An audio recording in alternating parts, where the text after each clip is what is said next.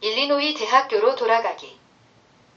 제가 일리노이 대학으로 돌아온 후 벌어진 일련의 기이한 사건들은 아직까지 완전히 설명되지 않았고 가족, 친구, 동료들 중 대부분은 그 사건에 대해 이야기하는 것조차 거부했습니다.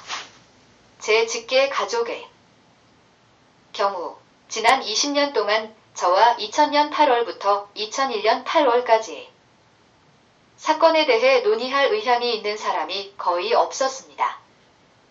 저는 발생한 다양한 사건들을 설명할 수 있다고 생각하지 않습니다. 제가 관찰한 패턴은 모순적이며 모든 수준에서 상당한 간섭 패턴이 형성되어 있음을 시사합니다. 예를 들어 저를 저급한 수준의 괴롭힘, 컴퓨터 고장, ATM 문제, 자동차 고장, 부서 내 문서 분실 등을 가하도록 배치된 정보. 요원들이 있었지만 그중 많은 사람들이 무슨 짓을 했든 간에 제 처지에 공감했고 어떤 경우에는 저를 괴롭히는 와중에도 도움을 주려고 노력했습니다. 예를 들어 일부 괴롭힘 행위는 본질적으로 유머러스한 것이었고 때로는 스팸 이메일, 내 우편함에 있는 이상한 메모, 낯선 사람의 댓글 등 저를 희화화하고 비꼬는 농담을 하기도 했습니다. 심지어 편지의 형태로 저에게 보낸 살해 협박이나 심지어 펜 옆면에 인쇄된 내용도 때로는 상당히 무서운 편지로 때로는 제가 73 마치 팀의 일원인 것처럼 느끼게 하려는 유머러스한 농담으로 다가왔습니다. 제가 비밀 파트너와의 경험에서 관찰한 분열은 연방정부의 깊은 균열이 최고위층까지 이어졌고 그 결과 말이 안 되는 모순된 행동으로 이어졌다는 것을 반영합니다. 제가 장기간에 걸쳐 괴롭힘을 당했다는 증거는 너무나도 많았고 때로는 끔찍했습니다. 하지만 이야기의 모든 전환점이 쉽게 설명되는 것은 아닙니다. CIA와 FBI 요원들이 밤낮으로 저를 감시하는 정치적 위기 상황 속에서도 지루한 일상을 지켜봐야 하는 것이 지루했을 테니 그들을 즐겁게 해주려고 노력했습니다. 일리노이 대학 내에서는 단순히 관료주의적 문제였던 일들도 있었죠. 다른 교수진과의 문제는 성격 차이에서 비롯된 것도 있었지만 대부분의 경우 도쿄에서 돌아온 후 다른 사람들과의 관계가 예전 같지 않았습니다. 샴페인의 모든 것이 똑같아 보였지만 저는 더 이상 단순한 일문학 조교수가 아니었습니다. 저는 아시아와 많은 미국인들의 생각을 바꾼 인물이었습니다. 제가 처벌을 받아야 하는 이유는 제가 잘못을 저질렀기 때문이 아니라 하찮은 존재인 교수가 정책 수립에 관여해서는 안 되며 바지에 비해 너무 커지면 가혹한 처벌을 받을 수 있다는 것을 모든 사람에게 증명하기 위해서였습니다. 제 사건은 누구에 의해 기록되지는 않았지만 널리 알려졌습니다. 샴페인에 도착하자마자 저는 오래된 아파트에서 가로수길에 있는 캠퍼스 근처에 있는 1920년대에 지어진 목조 건물의 훨씬 멋진 아파트로 이사하는 작업에 전념해야 했습니다. 1층 아파트는 제가 자란 워싱턴 대학교 맞은편 파크뷰의 집을 떠올리게 하는 목재 장식이 있었습니다. 이사 당일 저는 같은 프로그램 대학원생 6명에게 빌린 벤에 가구를 싣는 일을 도와달라고 부탁했습니다. 저는 대학원생들과 좋은 관계를 유지하고 있었는데 이상하게도 다음날 아무도 제 이메일이나 전화에 응답하지 않았습니다. 담아받지 않은 것 같습니다. 저는 모든 가구와 책 상자를 세계층으로 내려가서 트럭에 직접 실어야 했습니다. 이사 막바지에 한 중국인 학생이 나타나 큰 도움을 주었습니다. 이사는 정말 힘들었어요. 74. FBI 요원이 대학원생 한 명 한 명에게 그렇게 일찍부터 제 이사를 도와주지 말라고 요청하거나 학과에서 그렇게 했다는 것은 상상하기 어렵습니다. 하지만 그 사건이 너무 이상해서 저는 다소 당황스러웠고 지금까지도 학생들이 제 메시지를 받지 못하도록 어떤 조치가 취해졌다고 생각합니다. 기후에도 여러 차례 일어났던 것처럼. 새 아파트에 정착한 후 저는 아시아에 있는 여러 대학에 재학 중인 친구들에게 편지를 보내 제안에 대한 후속 조치를 취하기 시작했습니다. 몇 명의 친구로부터 사려 깊은 답장을 받았지만 아시아 여행 전에 비해 아시아에서 저에게 오는 답장의 양이 급격히 줄었습니다. 중국의 정치 상황이 더 민감할 수도 있겠다는 생각이 들었지만 일본과 한국은 사람들이 제 메시지를 받지 못하거나 제가 그들의 메시지를 받지 못하는 것처럼 이상하게 느껴졌습니다. 제가 당한 저급한 괴롭힘과 더불어 다른 이상한 일들도 있었습니다. 제 휴대폰은 괜찮았지만 새 아파트의 장거리 서비스가 약 10일 동안 작동하지 않았고 여러 번 전화를 걸어도 해결할 방법이 없는 것 같았습니다. 일주일 후 아무런 설명도 없이 서비스가 복구되었습니다. 그 당시에도 저는 다소 의심스러웠습니다. 처음에는 그저 신기하기만 했습니다. 저를 귀찮게 할 이유가 없어 보였습니다. 국무부 코리아 데스크의 데이비드 시어와 제 프로젝트에 대해 충분히 이야기를 나눴고 부서장과 학장의 반대를 제외하고는 많은 사람들이 전적으로 지지하고 있었기 때문입니다.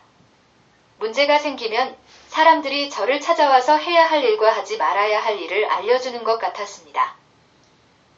하지만 현실은 그렇지 않았습니다. 국방부 고위층은 이 프로젝트가 실패하도록 만들고 싶었고 독립적인 생각을 가진 사람은 누구나 고통을 받을 수 있다는 사실을 다른 사람들에게 알리고 싶었기 때문에 FBI와 CIA 요원들을 시켜 저를 괴롭혔습니다. 하지만 실제로 이 작전을 수행하기 위해 캠퍼스에 있던 사람들은 저에게 화를 낸 사람들이 아니었습니다. 그들은 단지 점점 더 비윤리적이고 불법적이라고 느끼는 일을 하고 있었을 뿐이었습니다. 75. 또 다른 사건은 가재가 사라진 것이었습니다.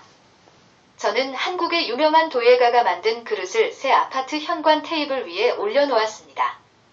1997년 결혼식 때 선물로 받은 그릇이었죠.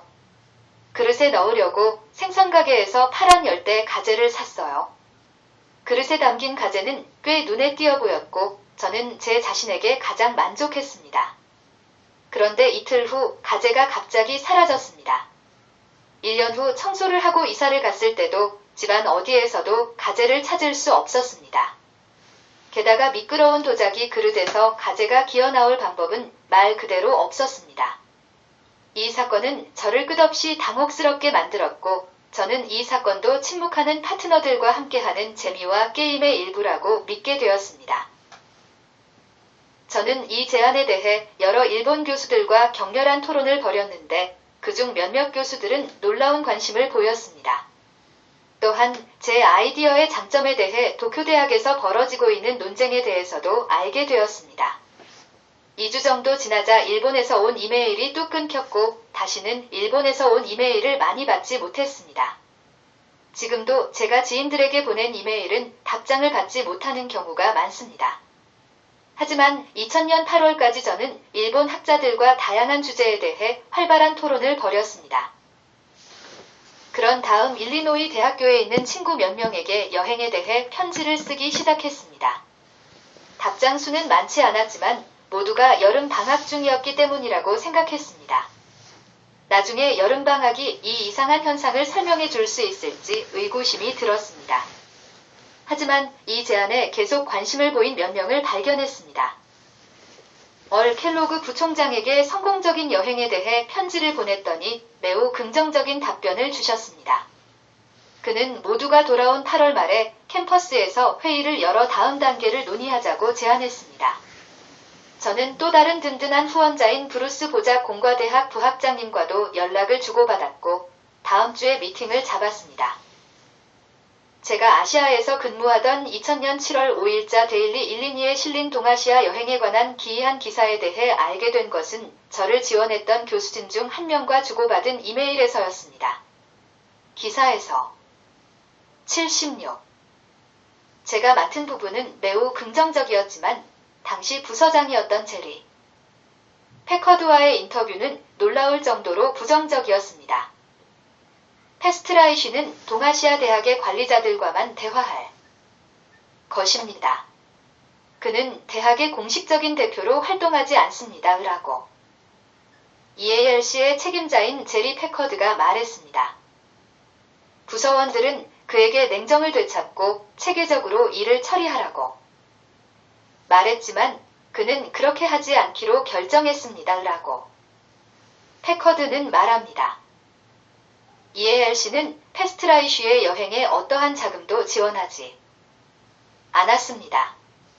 대학 관계자들은 대학 관리자들이 패스트라이쉬의 계획에 대해 구매 여부를 결정하지 않았다고 말했습니다.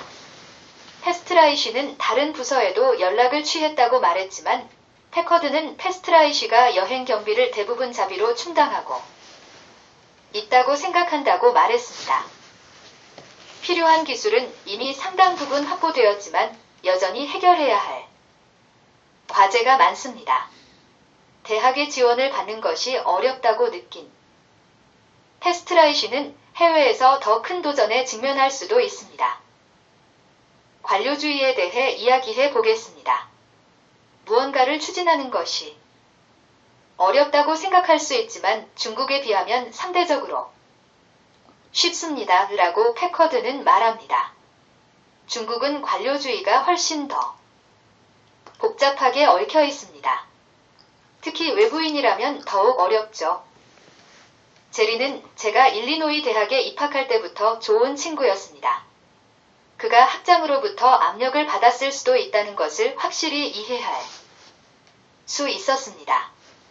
하지만 설사 그렇다 하더라도 제리가 공개적인 인터뷰에서 제 여행에 대해 그렇게까지 부정적으로 말하는 것은 이상해 보였고 아마도 제리에게 상당한 상처가 될 수도 있었습니다.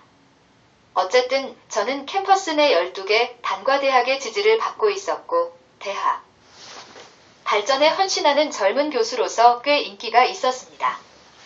제리의 77 성격에 맞지 않을 뿐 아니라 정직하지 못한 행동으로 보였습니다. 캠퍼스 전체에서 폭넓은 지지를 받고 있는 학과 후배와 인기 있는 프로젝트를 두고 대립하는 것은 정치적으로 이해할 수 없는 행동으로 보였습니다. 지금 생각해보면 제리는 저에게 그런 식으로 대응할 수밖에 없었다고 생각합니다. 며칠 후 공과대학 부학장인 브루스 보작을 만났을 때 그 역시 제리가 공개적으로 그런 발언을 했다는 사실에 놀라움을 표했습니다. 저는 그 시점에서 제리가 그런 발언을 하게 된 데에는 대학 내부 그리고 아마도 외부에 깊은 정치적 분열이 있다고 판단했습니다. 하지만 제가 델리아 학장의 정치를 아는 한 그것은 큰 실수인 것 같았고 말이 안 되는 일이었습니다. 어쨌든 저는 이 문제에 대한 논의를 중단하고 다음 교수 회의까지 기다리기로 결정했습니다. 그 학기에는 교수 회의가 열리지 않았습니다. 2000년 9월에 라스베이거스 대학 학장실에서 비서 중 한 명과의 만남은 제가 경험한 전형적인 사례입니다. 저는 돌아오자마자 그녀에게 편지를 써서 제 성공에 대해 이야기했습니다. 그녀는 제 노력을 적극적으로 지원했지만 아무런 응답이 없었습니다. 몇 주 후 복도에서 그녀를 만났을 때 그녀는 인사를 했지만 매우 이상하게 보이는 태도로 저를 피했습니다. 제가 보기에 둘 사이에는 어떤 싸움이나 문제도 없었습니다. 9월 초에 저는 찰스 스튜어트 부학장으로부터 여행에 대해 논의하기 위해 사무실로 오라는 친절한 이메일을 받았습니다. 제가 도착했을 때 그는 평소와 다름없이 상냥하게 저를 맞이해 주었습니다.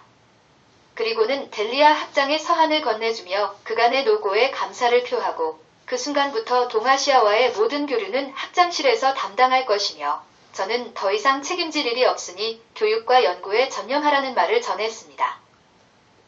스튜어트는 저에게 편지를 설명하려고 하지도 않고 이제부터 우리가 알아서 할 테니 많은 기회가 있을 것이라는 식으로 말했습니다.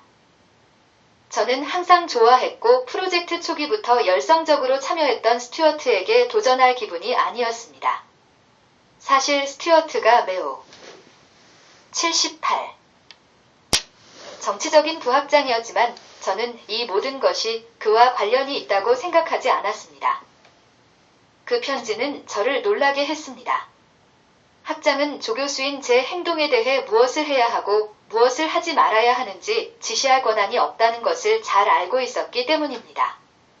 저는 학장이 좋아하든 싫어하든 제 생각을 자유롭게 주장할 수 있었습니다. 물론 학장은 프로그램에 대한 더 큰 계약에 대한 책임이 있었지만 여기저기서 진행되는 인터넷 기반 수업은 학장의 도움 없이도 제가 기획할 수 있는 것이었고 그 제안은 이미 일리노이 대학의 다른 부서에서 채택한 것이었습니다. 나중에 저는 대학이 가져야 할 이상과 현실의 괴리가 얼마나 큰지 훨씬 더 잘 이해하게 되었습니다. 학장이 저에게 보낸 편지가 상당히 위험하다는 것은 분명했습니다. 학장을 고소할 수 있는 근거가 될 수 있고 자칫하면 학장직을 잃을 수도 있었으니까요. 공과대학의 해리 힐튼도 이러한 관점을 확인했습니다. 저는 델리아 학장이 정치적 바보이며 캠퍼스 내 다른 사람들이 결국 그를 정신 차리게 할 것이라는 결론에 도달했습니다. 사실 학장님도 이 모든 문제를 잊고 싶으셨을 거라고 생각하지만 그럴 수는 없었습니다. 8월 말에는 일본에서 중요한 이메일도 몇 통 받았습니다. 첫 번째는 도쿄대학교 영문학과 교수인 사토 히로아키가 보낸 편지였는데 그는 제가 그곳에서 공부하던 마지막 해에 저와 아주 좋은 친구가 되어 주었습니다. 제가 일본에 계속 머물렀다면 꽤 친해졌을지도 모른다는 생각이 듭니다. 그래서 우리는 자주 연락을 주고받았죠. 그는 일찍부터 제 제안을 매우 지지해줬어요. 그는 제가 도쿄대의 새로운 방향을 제안하는 이메일을 보낸 것에 대해 다카다 야스나리 교수가 매우 짜증을 냈다고 설명해 주었습니다. 그는 다카다 교수를 비롯한 다른 보직 교수들의 주된 문제는 도쿄대가 워낙 명문 대학이기 때문에 서울대, 북경대, 일리노이대를 파트너로 삼자는 제안은 도쿄대를 비하하는 것이라고 설명했습니다. 만약 그들이 뭔가를 한다면 하버드나 케임브리지와 함께 할 것입니다. 79. 이메일은 제 제안의 주제가 대학 내에서 널리 논의되고 있으며 저에게 연락한 사람이 전혀 없더라도 상당한 반대파와 상당한 지지자 그룹이 있다는 것을 암시했습니다. 하지만 저는 그 몇 통의 이메일 외에는 그 논의에 대해 전혀 알지 못했을 뿐만 아니라 지난 18년 동안 단 한 명의 일본인 교수도 제 제안에 대해 언급한 적이 없었습니다. 말 그대로 없었던 일이나 마찬가지입니다. 그렇기 때문에 일본에서 논의된 내용에 대해 더 이상 자세히 말씀드릴 수 없습니다. 도쿄대 교수 200여 명에게 제안서를 보낸 것은 제가 도를 넘은 행동이었다는 것을 기꺼이 인정합니다. 하지만 저는 그만큼 열정적이었고 처음의 반응은 상당히 긍정적이었습니다. 아시아 여행에 대한 설명 어디에도 제가 할 수 없다는 말은 없었으니까요. 사실 저는 이 문제를 논의하기 위해 불분명한 방식으로 파견되었기 때문에 제가 옹호하는 것에 대한 명확한 규칙이 없었습니다. 오히려 제가 더 열심히 노력하지 않으면 일리노이 대학교가 향후 계약에서 제외될 수 있다는 우려가 더 컸습니다. 어쨌든 저는 시간을 내어 제 행동에 책임을 지고 효과적인 방식으로 긴밀한 관계를 증진하기 위해 최선을 다하겠다고 약속하는 장문의 편지를 썼습니다. 편지는 다카다에게 우편으로 보냈고 이메일로도 사본을 보냈습니다. 그에게서 답장은 받지 못했지만 분명히 받았을 것입니다. 2015년 경희대학교 행사에서 한국에서 다시 만날 기회가 있었습니다. 우리는 즐거운 대화를 나눴고 도쿄에서 만나기로 약속했습니다. 1991년에 수업을 들었던 일본어 문학교수 신지 노부히로로부터도 연락이 왔습니다. 노부히로 교수님도 인터넷 교육 제안에 대해 다카다 교수님께 연락해보라고 권유하셨습니다. 그는 제가 한 일이 어떤 식으로든 잘못되었다고 말하기보다는 관리자로서 다카다 교수의 민감성을 이해해야 한다고 강조했습니다. 이 늦은 시간에 저는 다나카가 희생양이라고 생각했습니다. 그는 제 제안에 대해 화를 낼 이유가 없었고 일리노이 대학의 찰스 스튜어트처럼 저를 지지할 수 있는 사람이었다는 점에서 저를 지지하고 있었습니다. 문제는 이러한 교류 강화 과정을 막으려는 세력이 자신의 신원이 알려지는 것을 80. 원치 않았기 때문에 특정 교수에게 책임을 떠넘기도록 압력을 가했다는 점입니다. 저는 도쿄대 학교의 또 다른 일본사 전공 교수인 미타니 히로시 교수로부터 상세한 편지를 받았습니다. 미타니 교수는 제 제안에 대해 장문의 편지를 보내왔고 이식과 관련된 관료적 문제에 대해 논의했습니다. 우리는 지적 역사와 관련된 문제에 대해 논의했습니다. 그는 프로젝트에 관여할 시간은 없지만 프로젝트가 성공하기를 바란다고 말했습니다. 마지막으로 도쿄대 학교의 이토 켄 교수로부터 장문의 편지를 받았습니다. 이토케는 작곡가, 지휘자, 문화학자로서 물리학 및 컴퓨터 과학에 대한 탄탄한 배경 지식을 갖춘 학자입니다. 이토 교수는 제가 제안한 정보학 학제간 이니셔티브 및 학제간 정보학 대학원과 정확히 같은 시기에 출범한 도쿄대 학교의 혁신적인 학술 프로그램 설립의 중심적인 역할을 한 인물입니다. 저는 여행을 준비할 때부터 이 프로젝트에 대해 이미 알고 있었고 관련된 모든 교수진에게 편지를 써서 함께 일하고 싶다고 제안했습니다. 이토 교수님이 가장 흥미로워하셨고 장문의 편지를 보내주셨죠. 그는 이메일을 통해 도쿄대학의 고위 관리와 교수들 사이에서 벌어지고 있는 제 제안에 대한 논란에 대해 이미 들었다고 말했습니다. 그는 제 제안에 진정한 가치가 있다고 판단했으며 공개적으로 지지하겠다고 말했습니다. 이토는 매우 사려 깊은 독자였고 그가 지적한 모든 사항과 제안은 상당한 통찰력을 보여주었습니다. 우리는 여러 주제에 대해 오랫동안 이메일을 주고받았습니다. 그는 우리가 앞으로 어떻게 나아가야 할지에 대한 제안을 해주었습니다. 2주간의 격렬한 서신 교환 후 저는 그에게서 연락이 끊겼습니다. 그가 토론에서 물러날 이유가 있었는지 아니면 제가 받지 못한 80일 이메일이 있었는지는 잘 모르겠습니다. 그에게 전화로 연락할 계획이었지만 다른 문제가 너무 많아서 그럴 기회가 없었습니다. 2년 후 도쿄를 잠시 여행할 수 있었고 아키하바라 근처에서 이토 교수님을 만나 점심을 먹었습니다. 우리는 역사, 문학, 음악에 대해 이야기했고 그는 자신의 수업에 대해 이야기했습니다. 제 프로젝트에 대해서는 한마디도 언급하지 않으셨어요. 사실 2000년 10월 이후 어떤 일본인도 제 프로젝트에 대해 저에게 혹은 공개적으로 언급한 적이 없습니다. 지난 9월에도 서울대에서 한 번도 만난 적 없는 교수님으로부터 이상한 이메일을 받았습니다.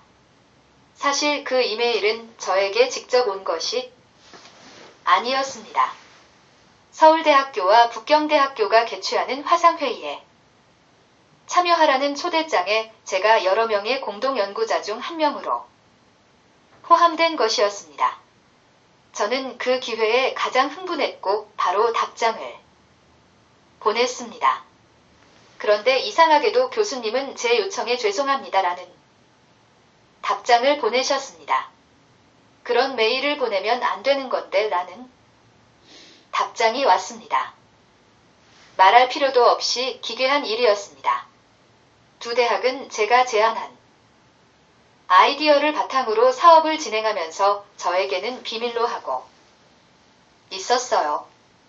그리고 그 와중에 제가 알 수 있도록 의도적으로 저에게 유출한 것이죠. 저는 이 이메일을 어떻게 받아들여야 할지 몰랐지만 뭔가 석연치 않았습니다. 그 프로그램이 그렇게 중요한 것이라면 의도적으로 무시하는 것은 대학에 상당한 손실이고 저를 의도적으로 소외시킨 관리자에게는 상당한 책임이 있는 것입니다.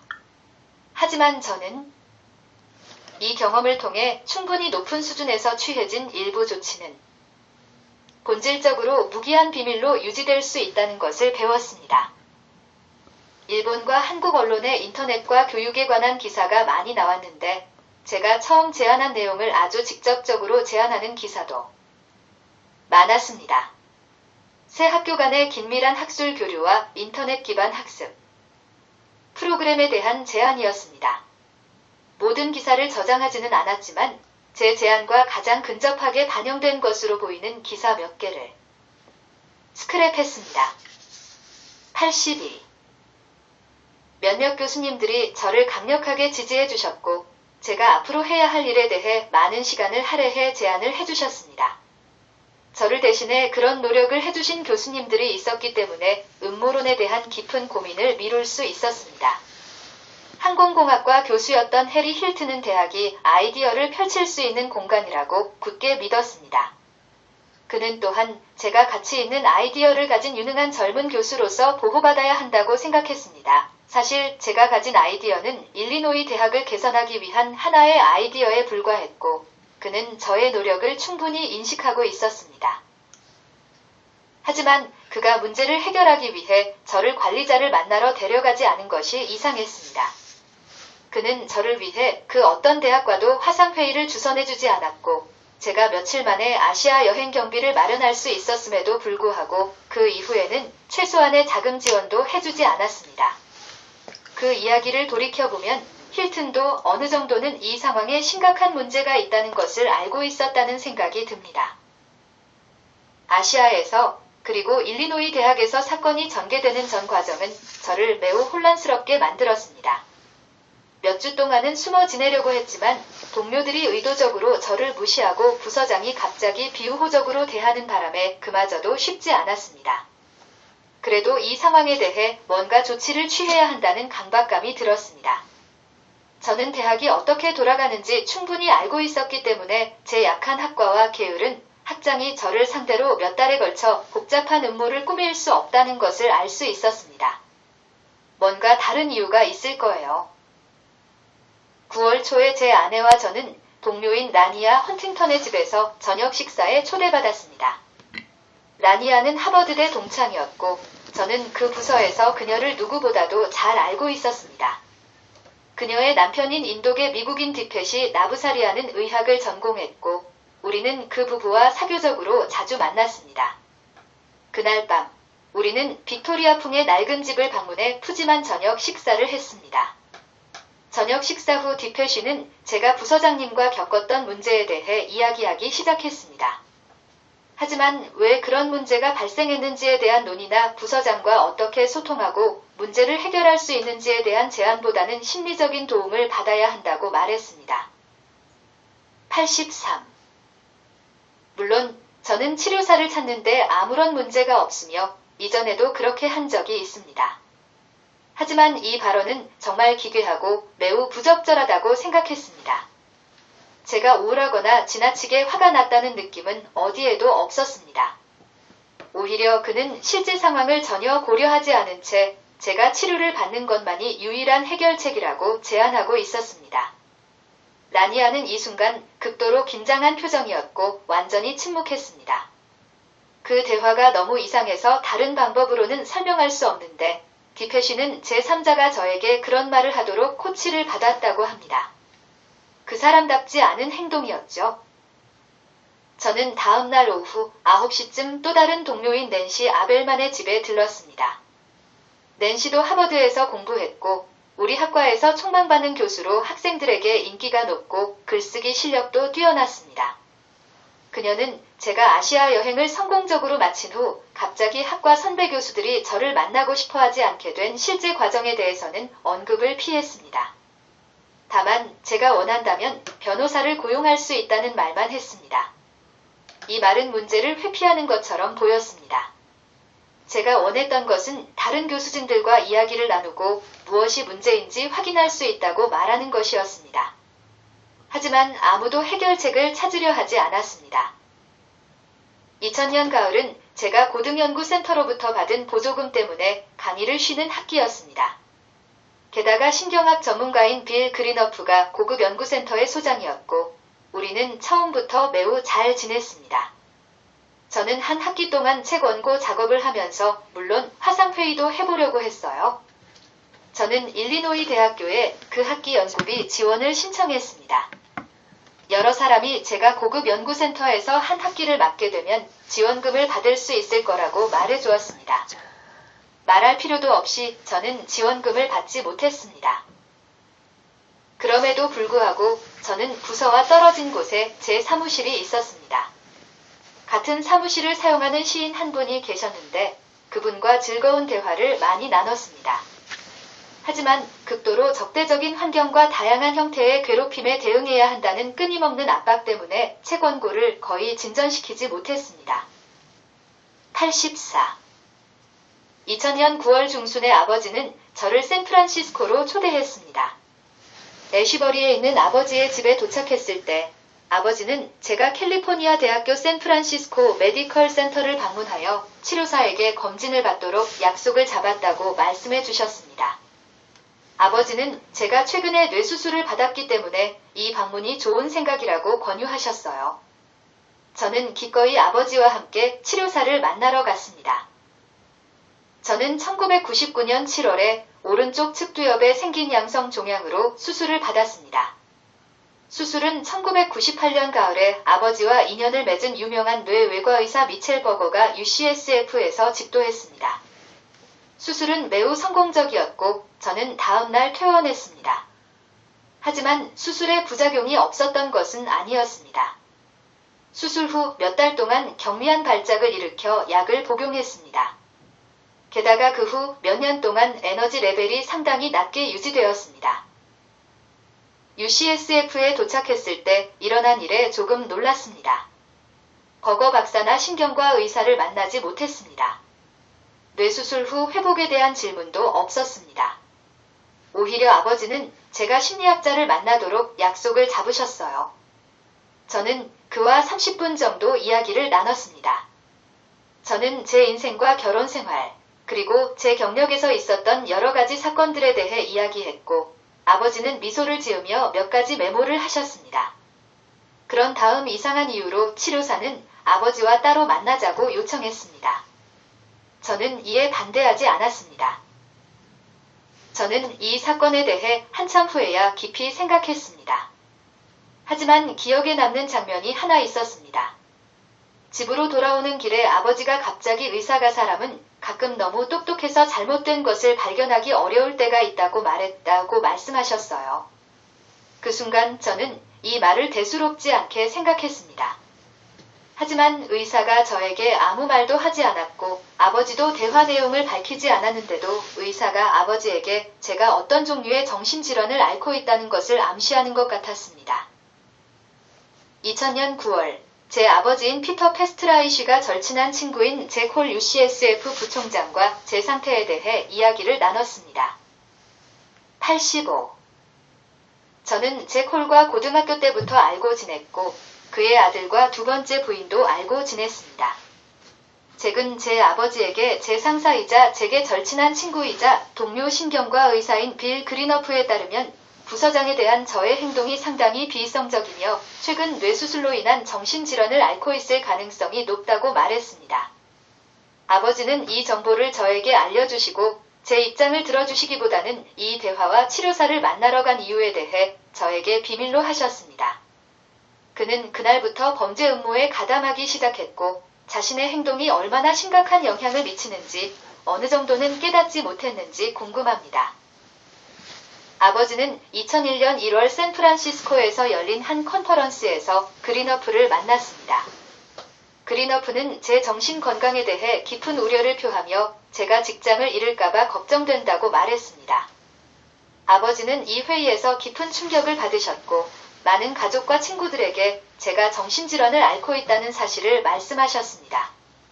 아버지는 저에게도 이 만남을 철저히 비밀로 하셨고 제가 정신질환을 앓고 있다고 생각한다는 사실과 그 이유에 대해서는 말하지 않으셨습니다. 2001년 2월이 되자 많은 가족들이 제가 정신질환을 앓고 있다는 사실이 가족들에게 널리 알려졌기 때문에 관찰된 행동에 근거한 것이 아니라 전적으로 그리너프의 말만 믿고 제가 한 모든 말을 무시하고 있었습니다. 2000년 9월에도 아버지는 일리노이 대학교에서 발생한 모든 문제가 제 정신적 문제 때문이라고 생각하셨습니다. 아버지는 제가 어떻게 해야 할지에 대해 아무런 제안도 하지 않았고 법적인 조언도 해주지 않았습니다. 가족 전체가 제 정신질환에 대해 언제부터 들었는지는 모르겠지만 가족으로부터 제가 어떻게 해야 할지에 대해 말 그대로 아무런 조언도 받지 못했다는 점은 확실하게 말할 수 있습니다. 저에 대한 가족들의 이러한 행동 변화는 이해할 수 없었습니다. 저는 어렸을 때부터 현실적인 문제에 대해 부모님의 조언에 의지해왔습니다. 아버지는 키미츠를 좋아하셨고 우리 대화의 대부분은 직장에서의 도전에 어떻게 대응해야 하는지에 관한 것이었습니다. 아버지는 과거에도 저에게 그런 정치적 조언을 자주 해주셨죠. 86. 이번에 놀라운 침묵은 저에게 충격적이었습니다. 누군가 저에 대한 그의 인식에 영향을 미치기 위해 무언가를 했을 수도 있다는 생각이 들었지만 그런 행동은 지극히 비윤리적이고 불법적인 행위이며 필연적으로 밝혀질 것이기 때문에 저는 그 가능성을 일축했습니다. 9월 말이 되자 일리노이 대학교의 환경이 너무 답답해서 학교를 그만두고 싶었습니다. 캠퍼스 곳곳에 커피 한 잔을 마시며 저와 만나고 싶어 하는 친구들이 몇 명 있었지만 기본적으로 저는 모든 사람들로부터 고립되어 있었습니다. 부서원들은 모두 제 이메일에 답장을 보내지 않거나 복도에서 저와 대화하는 것을 피했습니다. 그 누구도 무슨 일이 있었는지 듣고 싶어 하지 않았고 제가 어떻게 해야 할지 조언을 해주려고 하지도 않았습니다. 저를 가장 열렬히 지지하던 사람들 중에도 이제는 저와 대화를 거부하는 사람들이 많았습니다. 10월 1일경 저는 찰스 스튜어트 부학장에게 아직 받지 못한 LAS의 아시아 여행 지원금에 대해 편지를 보냈습니다. 그는 그런 약속을 한 기억이 없다는 짧은 이메일과 함께 자금 지원 약속에 대한 서면 기록이 있는지 물었습니다. 저는 다른 곳에서 자금을 지원받을 수 있는 곳을 찾아보겠다고 무미건조하게 답장을 보냈습니다. 하지만 저는 화가 났어요.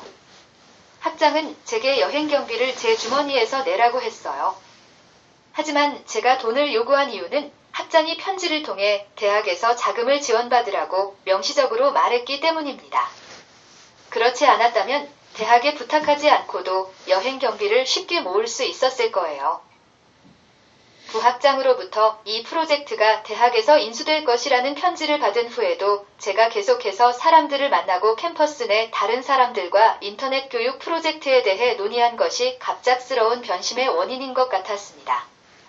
하지만 대학이 교직원에게 무엇을 하라거나 하지 말라고 지시할 권한이 없다는 것을 잘 알고 있었습니다. 저는 이런 대우에 화가 났지만 찰스 스튜어트 학장도 자신의 권한이 없다는 것을 충분히 알고 있었기 때문에 지시를 따랐을 가능성이 큽니다. 그는 항상 저를 매우 지지해 주었고 저에게 그런 행동을 할 이유가 없었습니다. 87.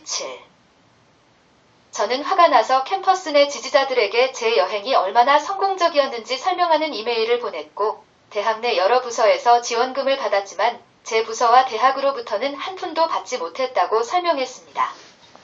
결국 저는 그런 이메일을 100통 정도 보냈고 그 효과는 상당했습니다. 제리 패커드로부터 그의 메일함에 적대적인 이메일이 넘쳐났다는 소식을 들었습니다. 하지만 점점 더 모든 상황이 이해가 되지 않았어요.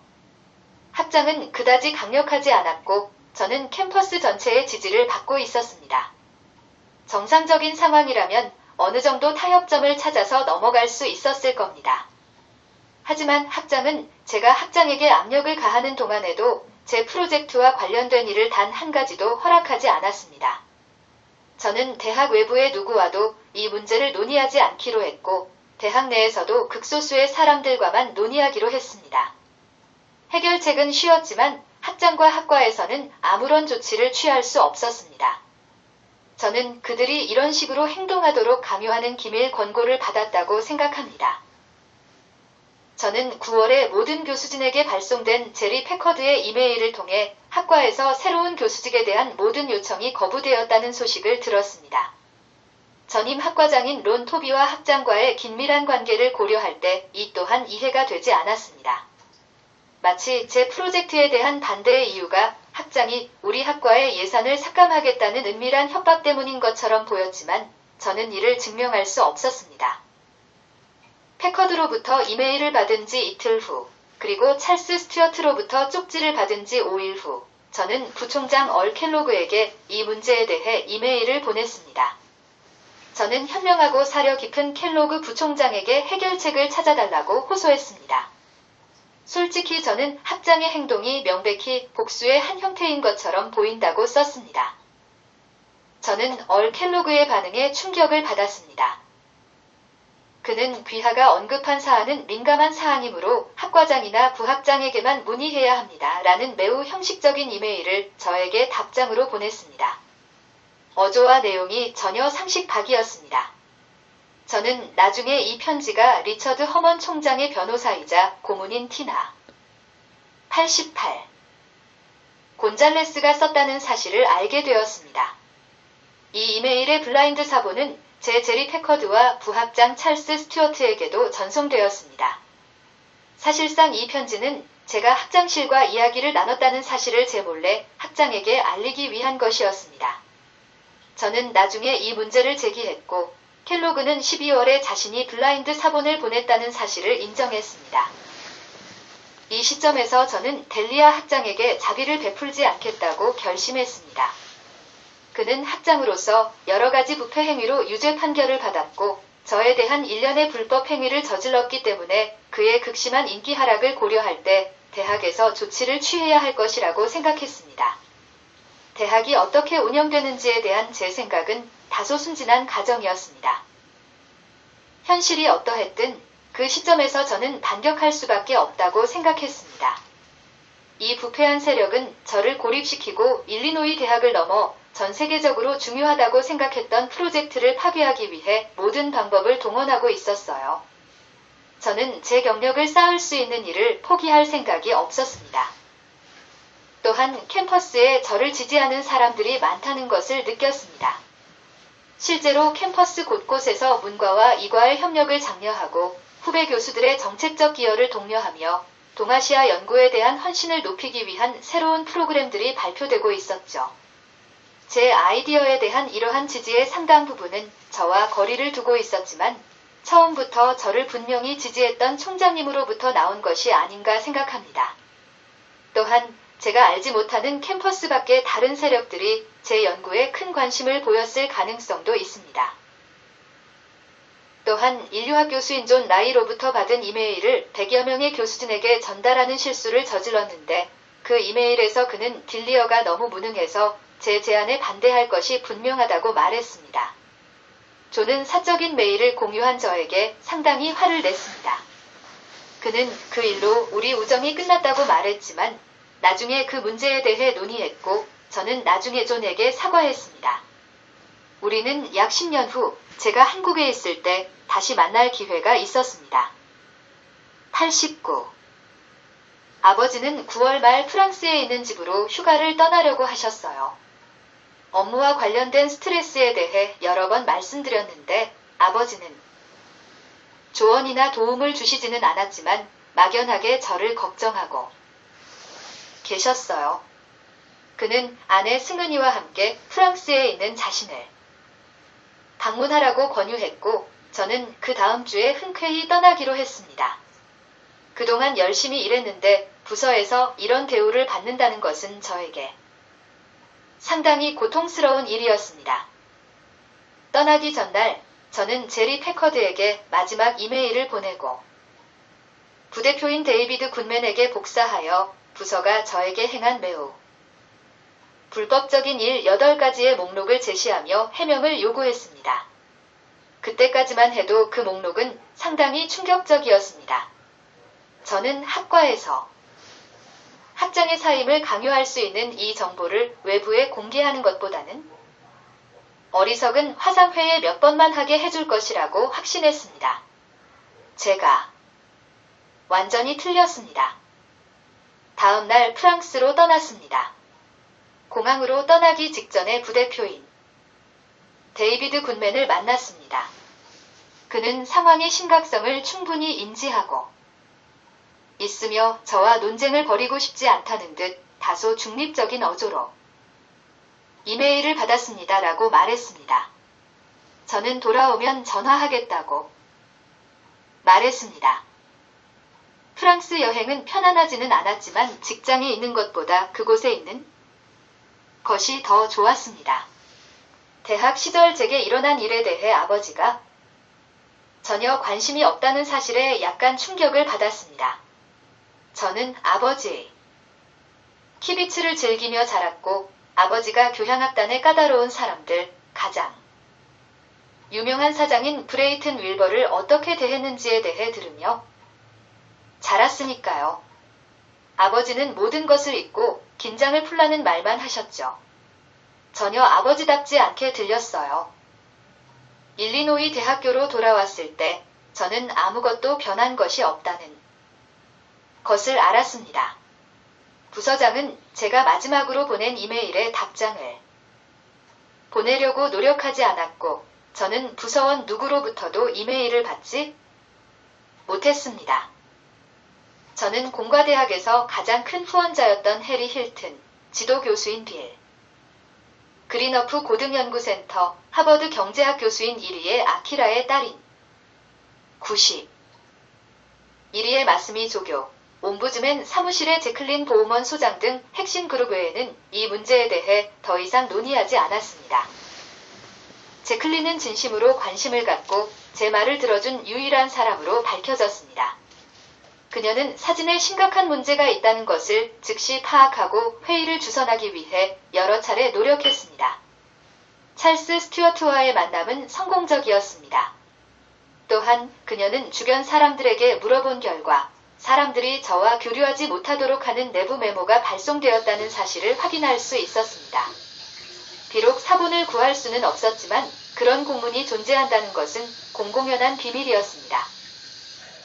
저는 제클린의 능력에 깊은 감명을 받아 여러 가지 우려사항을 그녀에게 편지로 전달했습니다. 하지만 제클린에게는 부총장에 해당하는 빌 그리너프처럼 해결책을 마련할 수 있는 권한이 없다는 것이 분명해졌습니다. 해리 힐튼은 제가 여러 교수진에게 해야 할 말에 대해 계속해서 좋은 조언을 해주었지만 제가 주장하는 바를 분명히 소중히 여겼지만 첫 달이 지나자 미팅을 주선하는 일을 중단했습니다. 상황은 점점 암울해 보였습니다. 더 복잡한 관계는 빌 그리너프와의 관계였습니다. 물론 당시에는 빌과 아버지의 비밀스러운 관계에 대해 전혀 알지 못했습니다. 저는 그의 성격이 약간 까다롭긴 했지만 처음부터 그와 잘 지냈어요. 그리고 우리는 신경학과 과학에 관한 수많은 이메일을 주고받았습니다. 인터넷에 대한 제 생각과 인터넷이 교육에 미치는 영향에 대해 토론하기도 했죠. 빌은 저를 지지하기 위해 노력했지만 제 소송에 대해 어떻게 할 계획인지에 대해서는 별로 털어놓지 않았어요. 그는 제 의견에 동의한다는 말은 하지 않았지만 제 사건에 많은 시간을 할애한 것을 보면 그가 상당한 동정심을 가지고 있다는 것을 알 수 있었습니다. 그는 다른 교수진들이 자신의 업무 가치를 인정하지 않아 이전 직책에서 해고된 적이 있었습니다. 그리너프와의 많은 대화가 엄청난 시간 낭비처럼 느껴지기 시작했습니다. 그러던 중 제가 얼 켈로그에게 보낸 이메일 학장에 90일 행동에 대해 이야기한 에 대해 언급하면서 돌파구를 찾았습니다. 이 이야기는 이전에 켈로그 학장에게 숨겨져 있었기 때문에 그는 불쾌해하는 것 같았습니다. 그는 사무실로 돌아갔고 몇 시간 후 저는 얼 켈로그에게서 그 이상한 이메일의 블라인드 사본에 대해 알려주는 메모를 받았습니다. 제게 아무 말도 하지 않고 아버지와 매우 비윤리적인 대화를 나눈 것을 생각하면 어떻게 그리너프 학장이 그렇게 화를 낼 수 있었는지 의문이 들 수 있습니다. 잘 모르겠지만 저에 대한 기밀 자문을 제공한 일리노이 대학의 모든 사람들이 저와 정상적인 관계를 유지하면서 동시에 특정 비상 상황에 대한 규칙을 준수하려고 노력했다고 생각합니다. 그 결과 극도로 혼란스러운 일련의 사건이 발생했습니다. 제가 원했던 것은 그것뿐이었어요. 저는 즉시 제 부서에 대해 불평했던 기억이 있는 모든 사람에게 편지를 써서 저의 미숙한 행동에 대해 사과했습니다. 그리고 이 프로젝트에 관심이 있다면 찰스 스튜어트에게 직접 연락하라고 말했습니다. 결국 빌 그리너프는 찰스 스튜어트로부터 제 작업에 대한 향후 논의에 대해 비교적 긍정적인 답변을 받았습니다. 찰스 스튜어트는 12월에 다음 학기에 공동 인터넷 강의 제안을 추진할 수 있는 방법을 검토해 보겠다는 친절한 편지를 보내왔습니다. 우리는 겨울방학 전에 커피를 마시며 서로의 업무에 대해 매우 친근한 대화를 나눴습니다. 저는 그에게 일리노이 대학교에서 행정 분야에서 경력을 쌓고 싶다고 말했고 그는 제가 학교에 대해 깊은 관심을 보인 것에 감동한 것 같았습니다. 찰스가 취한 모든 불쾌한 조치에도 불구하고 저는 그에게 어떤 적개심도 느끼지 않았습니다. 지난주에도 제리 패커드와 점심을 먹었습니다. 그는 매우 친절했고 앞으로 나아가는 것을 매우 기뻐하는 것 같았습니다. 우리는 다음 학기에 제 업무에 대해 논의했고 그는 제가 돌아오기를 간절히 바라는 것 같았습니다. 헤어지기 전에 저는 그에게 지난 9월에 부서에서 저에게 취한 8가지 불법적인 조치를 나열한 편지를 92. 파기했다고 말했습니다. 그는 무슨 편지요? 라고 무덤덤하게 대답했습니다. 저는 잠시 모든 것이 괜찮을 거라고 생각했습니다. 문제는 제 부서나 총장실에서 찾을 수 있는 것이 아니었습니다. 이 시기에 미국은 빠르게 변화하고 있었습니다. 10월에 조지 W. 부시의 고문인 칼 로브는 부시의 라이벌인 존 맥케인을 상대로 포로 시절의 경험으로 인해 정신병에 걸렸다고 비난하는 캠페인을 시작했습니다. 그 캠페인은 저 역시 정신질환자라고 주장하는 저에 대한 캠페인과 관련이 있을 수 있습니다. 조지 W. 부시 주변 세력이 정치적 압력과 무력 위협을 통해 플로리다주 선거를 중단시키고 사실상 쿠데타를 일으켰을 때 이 사건은 정점에 달했습니다. 부시 일가와 연계된 수많은 군사 및 정보 자산과 부시의 집권을 통해 이득을 얻으려는 다른 세력들은 현금과 힘을 이용해 선거 부정에 대한 진지한 논의를 모두 차단했습니다. 기업 언론은 부시를 승자로 선언했습니다. 대법원이 엘 고어에 대한 터무니없는 판결을 내리도록 노골적인 협박이 이루어졌고 선거 재검표는 불법적으로 중단되었습니다. 고어는 6개월 동안 유럽으로 떠나야 했습니다. 사람들은 자신의 감정을 명시적으로 표현하지 않았지만 국가는 극도로 긴장되었습니다. 제 주변 교수들은 그냥 멍청한 짓을 하고 있다고 지적했습니다. 아무도 전례 없는 일이 벌어지고 있다는 사실을 인정하고 싶지 않았죠. 그러나 반대파를 질식시키기 위해 정보 자산의 국내 활동 권한을 확대한 것은 예상치 못한 결과를 낳았습니다. 부시 행정부 출범회 혼란 속에서 부시 정권 인수에 반대하는 군부와 정보기관 내 세력은 더욱 강력해졌습니다. 93. 저는 1월에 부서의 첫 회의에 참석했습니다. 모든 것이 순조롭게 진행되었습니다. 물론 마음이 완전히 편하지는 않았지만 다시 제안을 언급하기 전에 기다리기로 결정했습니다. 저는 학과에 완전히 적응하지 못했고 다시 2명의 학생 조교가 제 업무를 도와주었지만 이상하게도 그들은 전혀 아무것도 해주지 않았습니다. 저는 여전히 뭔가 잘못되었다는 것을 느꼈고 그들에게 다시는 저를 위해 아무것도 요청하지 않았습니다. 저는 다시 제 부서보다 훨씬 더 큰 문제가 있다는 의견으로 돌아갔습니다. 2월 초 어느 날 저녁 빌 그리너프로부터 뭔가 잘못되었다는 이상한 메모를 받았습니다.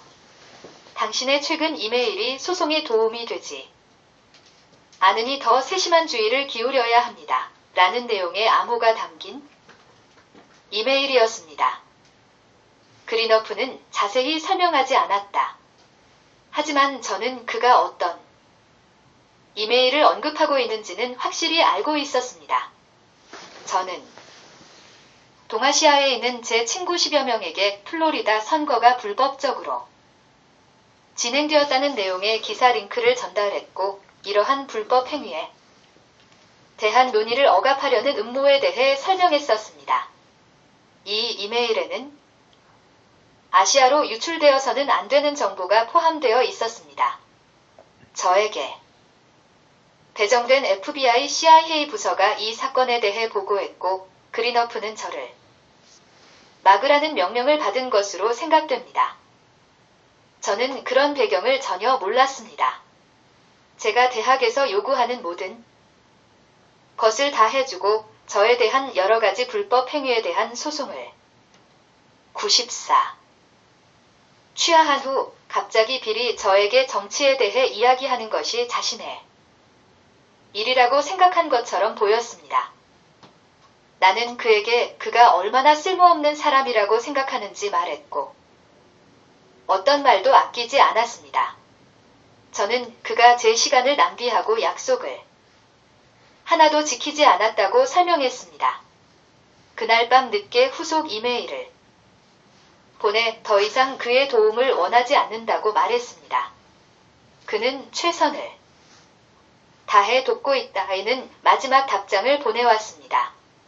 분명 이 모든 과정은 몇 달이 지나고 나서 모두에게 큰 타격을 주었습니다. 그는 자신의 행동의 심각성을 분명히 이해했기 때문에, 그리고 저보다 제 상황의 심각성을 더 잘 이해했기 때문에 제 다른 이메일에는 답장조차 하지 않았습니다. 다음 날 아침, 미리 약속한 회의 때문에 빌을 만났습니다. 우리는 화기애애한 대화를 나누었는데 저는 전날 저녁에 주고받은 이메일에 대해 전혀 언급하지 않았습니다. 대화가 끝날 무렵 그는 불쑥 총장이 내릴 수 있는 결정이 있습니다. 진짜 권한은 총장에게 있죠? 이 발언이 제 관심을 끌었습니다. 저는 총장실에 대해 잘 알고 있었고 총장에게 그런 종류의 권한이 없다는 것도 알고 있었기 때문입니다. 빌은 리처드 허먼 총장을 말한 것이 아니었습니다. 그는 정치권의 더 강력한 인물을 우회적으로 언급하는 것 같았습니다. 그의 메시지는 분명했습니다. 나라가 근본적으로 바뀌었다는 것이었죠. 95. 그 대화에 이어 며칠 동안 여러 가지 이상한 대화가 이어졌습니다. 이틀 후 교육대학에서 근무하는 친구를 만나 반가운 인사를 주고받았습니다. 그 친구는 저를 바라보며 내가 아직도 웃고 있다니 놀랍다고 말했습니다. 그 말은 제 상황이 너무 심각해서 불안에 떨고 있어야 한다는 뜻이었어요. 또한 그 주에 열린 대학 리셉션에서 법대 동기인 필립 맥코너웨이를 만났습니다. 그는 저를 보자마자 수천 명의 적을 거느린 임마누엘이 여기 있군지라고 말했죠. 이 말은 기괴했습니다. 학장과의 문제가 한창일 때에도 실제로 무슨 일이 있었는지 자세히 아는 사람은 소수에 불과했습니다. 그는 중국을 끌어들여 아시아의 새로운 개방 환경을 조성하려는 저의 노력을 싫어하여 미사일 방어 및 기타 프로젝트에 대한 예산을 위협하는 군과 정보기관 사람들을 언급하는 것 같았습니다. 이러한 대화와 잘 알지도 못하는 관리자들이 저를 적대적으로 대하는 태도를 보면서 저는 일리노이 대학과 미국의 상황이 너무 심각해서 그냥 몸을 낮추고 제 일을 해야겠다는 확신이 들었습니다. 제 프로젝트는 세상과 맞서 싸워야 할 만큼 중요한 프로젝트가 아니었거든요. 저는 저 스스로 옹호했습니다. 저는 법치를 옹호하겠지만 화상회의와 교육에 대해서는 다시는 언급하지 않겠습니다. 다른 교수진들의 이상한 힌트가 너무 완벽하게 조율된 것 같았습니다. 제가 볼 수 있도록 특정 포스터를 붙이는 경우도 많았습니다. 어떤 것은 위협적이었고 어떤 것은 격려적이었습니다. 제 메일이 읽히고 있다는 것이 점점 더 분명해졌습니다. 저에게 배정된 CIA NSA 팀은 점점 더 엉성해졌습니다. 제가 당하는 일을 오랫동안 가까이서 지켜본 그들이 어떤 동정심을 표현하기 위해 일부러 그렇게 한 것 같았습니다. 낮에 일어난 사건들이 전날 밤에 제가 작성한 이메일과 관련이 있다는 것이 여러 차례 분명해졌습니다. 예를 들어 찰스 스튜어트에게 제 이메일을 읽고 있다는 편지를 썼는데 다음 날 아침 로그온하는데 문제가 생겼습니다. 이 상황은 약 8시간 동안 지속되었습니다. 이상한 스팸 메일도 받았습니다. 96. 적대적인 의도가 분명한 행동도 있었지만 저에게 배정된 사람들은 적대적으로 보이지 않았습니다. 오히려 그들은 점점 더 장난스러워졌습니다. 찰스 스튜어트에게 보내는 나의 편지도 점점 더 그들을 겨냥하고 있었다. 저는 그들과 농담을 주고받으며 장난을 치기도 하고 그들에게 보내는 이메일을 제 자신에게 보내기도 했습니다. 그러던 중 치명적인 순간이 찾아왔습니다. 저는 중국어로 인터넷 기반 교육의 잠재력을 설명하고 인류에 미칠 수 있는 긍정적인 영향에 대한 비전을 제시하는 기사를 썼습니다. 이 글에는 미국이 중국, 일본, 한국과 협력해 아시아 공동체를 구축해야 한다는 주장도 담겨 있었습니다. 친구인 장홍성 북경대 학생의 도움으로 2001년 2월 21일 중국 학술지 중화두슈바오, 중화독매보, 중국 독서일보에 기사를 게재할 수 있었습니다. 이 기사는 부시 행정부가 묻어두려고 했던 의견이었으며 저는 누구에게도 알릴 수 없었습니다. 모든 접근이 차단된 상태였죠. 하지만 저는 중국어로 이 아이디어를 전달할 수 있었고 중국 측에서도 상당한 관심을 보였습니다. 이 기사를 보고 군산복합체의 적들은 얼굴을 붉혔습니다. 그러나 부시 행정부와 함께 군부에 새로 들어선 세력들은 최근에 획득한 권력에 취해 있었고 누구에게나 원하는 것은 무엇이든 할 수 있다고 생각했습니다. 상당한 영향력을 가진 한 집단은 단순히 사고나 자사 또는 다른 사악한 수단을 통해 저를 죽이기를 원했습니다. 하지만 저에게 배정된 정보그룹은 그 파벌에 속하지 않았고 오히려 반발을 사기도 했습니다. 그러나 2001년 2월 새로운 부시 정부에 대한 정치적 반대는 점점 약해지고 있었습니다. 나를 파괴하라는 명령이 내려왔다. 괴롭힘은 새로운 수준에 이르렀습니다. 제 이메일은 계속 중단되었습니다. 그리고 제가 친구들로부터 받은 이메일에 이상한 살해 협박이 삽입되었습니다.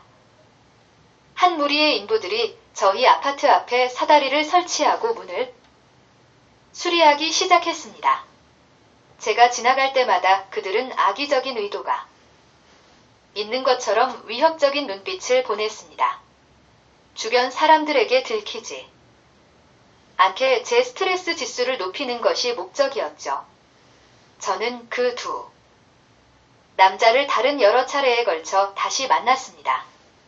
그 후로 그 두 97 사람뿐만 아니라 다른 낯선 사람들과도 적대적인 만남이 크게 증가했습니다. 2월 20일 밤 9시경에 집주인이 갑자기 저희 아파트로 찾아와서 집안에는 별일 없는지 물어보면서 억지로 웃는 얼굴로 저를 맞이했습니다. 그녀는 우리 집에 온 적이 없었고 그녀의 방문은 저에게 매우 이상하게 느껴졌습니다. 나는 그녀의 목적이 무엇인지 알아낼 수 없었다. 그러다 이상한 점을 발견했습니다. 그녀는 얼굴에 무덤덤한 표정을 짓고 곧 자리를 떴지만 겁에 질린 듯 손이 떨리고 있었습니다. 짧은 인터뷰만으로도 우리가 완전히 미지의 극도로 위험한 바다에 있다는 것을 확신하기에 충분했습니다. 저는 사람들과의 접촉을 최소한으로 줄이고 아무것도 하지 않았습니다. 2001년 2월 24일에 아버지가 샴페인에 방문하기로 예정되어 있었습니다. 아버지는 저를 보러 오실 계획이셨고 아내 제이미도 곧 오실 예정이었습니다. 제 생각에 아버지는 제가 정신질환을 앓고 있다는 사실을 모두에게 알렸다면 직접 저를 만나기 위해 노력해야 한다는 것을 마침내 깨달으신 것 같습니다. 저는 그의 방문이 마침내 이 문제를 해결할 수 있는 기회가 될 것이라고 생각했습니다.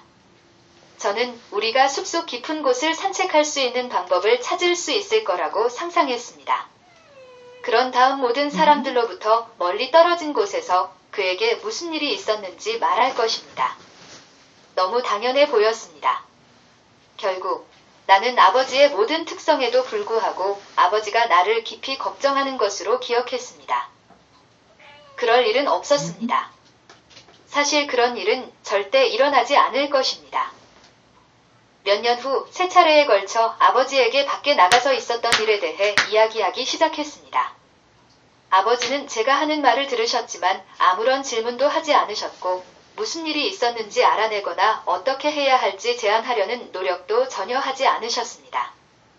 아마도 그는 기밀 조언을 받았을지도 모르지만 어쨌든 그것은 아버지와의 관계의 끝이었고 어떤 면에서는 전체 모험에서 가장 끔찍한 대가를 치른 것이었습니다. 98. 샴페인 공항에서 아버지를 모시고 저희 아파트에 짐을 맡겼어요. 그런 다음 집 근처의 이탈리안 레스토랑에서 아버지와 함께 식사를 하셨어요. 저녁 식사를 마친 후 저는 최근에 있었던 일에 대해 대화를 시작하려고 노력했습니다. 저는 그에게 최근 있었던 일들을 설명했고 그는 경청했습니다. 하지만 10분도 채 지나지 않아 대화가 끊겼습니다. 저는 아버지의 친구인 잭 홀에 대해 언급했습니다. 아버지가 오시기 며칠 전에 잭과 제 일과 일리노이 대학에 대한 우려에 대해 이야기를 나눴었죠. 저는 관료적인 문제에만 집중했고 더 깊은 고민에 대해서는 언급하지 않았습니다. 잭은 제가 학과장 및 부학장과의 대화, 그리고 그들이 제 프로젝트를 진행하도록 허락했다가 갑자기 아무것도 하지 못하게 된 경위에 대해 이야기하는 것을 들었습니다. 그는 그 과정이나 학과에서 어떤 생각을 하고 있는지, 심지어 제가 어떻게 오해를 했는지에 대해 어떤 제안도 하지 않았습니다. 대화가 끝날 무렵 그는 당신이 너무 흥분해서 있지도 않은 일을 상상하고 있는 것 같습니다. 라고 단호하게 말했습니다. 저는 어떤 정교한 음모론도 제시하지 않았고 절차상의 문제점을 지적했을 뿐입니다. 13살 때부터 저를 알고 지낸 잭이 제 이야기를 그렇게 쉽게 무시한다는 사실에 약간 충격을 받았습니다. 저는 잭이 기본적으로 다른 부서원들과 같은 생각을 하고 있다고 느꼈습니다. 저는 당시 아버지와 나눈 대화를 간략하게 설명하며 최근 잭 홀과의 대화 이후 그를 더 이상 신뢰할 수 없을 것 같다고 말했습니다. 아버지의 반응은 노골적인 분노였습니다. 아버지는 저에게 잭은 자신의 가장 친한 친구 중 한 명이며 잭은 저에게 어떤 식으로든 비윤리적인 행동을 하지 않을 것이라고 단호하게 그리고 화를 내며 말씀하셨습니다. 그저 도와주려고 했던 잭에게 그런 불신을 표현하는 것은 무책임한 일이었습니다. 아버지는 내가 왜 제크에 대한 신뢰를 잃었는지 묻지 않으셨다. 아버지는 자세한 내용을 알고 싶어 하지 않으셨죠. 나중에 알게 된 사실이지만 잭은 아버지가 갑자기 일리노이 대학으로 날아가 저를 직접 만나기로 결정하기 일주일 전에 아버지를 99 방문했었습니다. 저에게 비밀로 유지된 두 사람의 만남이 아버지가 오기로 결정한 진짜 이유였고 몇 달 후 아버지가 우연히 그 만남을 언급하지 않았다면 저는 전혀 알지 못했을 것입니다. 아버지가 일리노이주에서 저를 방문하기로 결정하기 일주일 전 아버지는 샌프란시스코의 한 호텔에서 빌 그리너프와 잭 홀을 만났고 빌은 아버지에게 제 정신 상태가 매우 걱정스럽고 제 행동이 매우 비정상적이라고 생각하며 제가 대학에서 해임될까 봐 걱정된다고 말했습니다. 식당에서 아버지와 비생산적인 대화를 나눈 후 저는 갇힌 기분이 들었습니다. 분명히 아버지는 이미 문제가 무엇인지에 대해 마음을 정하신 것 같았습니다. 그날 저녁 아내에게 이런 상황이 계속되면 심각한 위험에 처할 수 있다고 말했어요. 아내는 제가 왜 그런 미친 생각을 하는지 이해할 수 없다는 듯이 저를 재미있다는 표정으로 바라보았습니다. 몇 시간 후 제가 다시 그 이야기를 꺼내 자세한 내용을 설명하려 하자 그녀는 깊은 짜증을 냈습니다. 저 임신했어요. 그녀는 왜 이런 일로 저를 괴롭히세요? 라고 외쳤습니다. 저를 고립시키려는 캠페인은 완전히 성공적이었습니다. 저는 가족, 친구, 아내, 동료들과 단절된 채 완전히 혼자가 되었습니다. 저는 최근 일리노이 대학의 다른 교수들이 서명의 은밀한 살해 위협을 삽입한 이메일을 보낸 것을 생각했고 포기할 때가 왔다는 결론에 도달했습니다. 정신병자 진단을 받거나 대학에서 해고되거나 다른 운명에 처할지라도 아버지, 잭 홀, 학장이 제안하는 대로 따르는 것 외에는 선택의 여지가 없었습니다. 제 주변에서는 아무도 저를 지지하거나 이 주제에 대한 토론에 참여하기를 원하지 않았습니다. 하루가 끝날 무렵 제게 가장 가까운 친구는 제 휴대폰을 두드리고 제 이메일을 읽어주는 현명한 사람들이라고 느꼈습니다. 그들은 적어도 저에게 보낸 암호화된 메시지에서 살해, 협박과 강력한 지지의 약속을 번갈아 가며 보냈습니다. 100. 그날 밤 잠자리에 들기 전에 찰스 스튜어트에게 이메일을 몇 통 더 보냈습니다. 찰스에게 보내는 편지는 저를 감시하도록 지정된 사람들에게 보내는 저의 방식이 되었습니다. 저는 이메일에서 조지 W. 부시의 집권이 범죄라고 생각했지만 우리는 묘하게도 연결되어 있다고 언급했습니다. 제가 캠퍼스를 돌아다니며 착용했던 빨간색, 검은색, 흰색의 대학 스카프가 사실 데이븐포트 대학 스카프였다고 설명했습니다. 데이븐포트 대학은 예일대 학부 중 가장 예일대 속어로 잘 사는 학부생을 일컫는 속어가 많았고 엘리트 WASP 가정이 주를 이루던 대학이었죠. 하지만 브루클린 맨해튼 비치에서 약사의 아들로 태어난 유대인인 아버지는 1955년 예일대에 입학하는 데 성공했고 대학 시스템의 다양성을 더하기 위해 새로 도입된 추첨 제도를 통해 데이븐포트 대학에 배정되었습니다. 1983년 예일대에 입학했을 때 저도 데이븐포트 칼리지에 입학할 수 있었습니다. 하지만 이 이야기와 관련된 두 사람 역시 데이븐포트 대학에 재학 중이었습니다. 프레스콧 부시 상원의원의 아들인 조지 H.W. 부시는 아버지보다 먼저 데이븐포트 대학에 다녔고 그의 아들인 조지 W. 부시는 아버지 다음으로 나보다 먼저 데이븐포트 대학에 다녔다. 그래서 저는 제 스카프에 다소 아이러니한 점이 있다고 제안했습니다.